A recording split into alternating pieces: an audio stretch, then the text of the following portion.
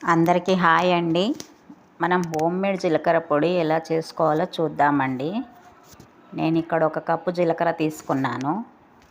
అలాగే ప్యాన్ వేడయ్యాక జీలకర్ర వేసుకుందామండి. మీడియం ఫ్లేమ్ మీద జీలకర్ర వేయించుకుందాము. జీలకర్ర మాడకుండా వేయించుకోవాలండి.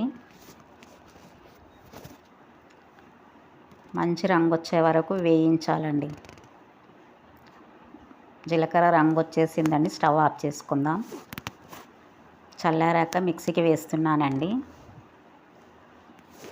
మెత్తగా పౌడర్ చేసుకోవాలండి జీలకర్రని.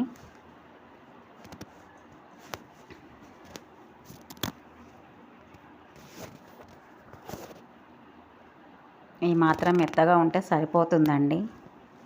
ఒక డబ్బాలో స్టోర్ చేసి పెట్టుకుంటే 1 నెల రోజులు నిల్వ ఉంటుందండి. ఏ కర్రీస్లోకైనా వాడుకోవచ్చండి. చాలా టేస్ట్ ఉంటాయి కర్రీసు.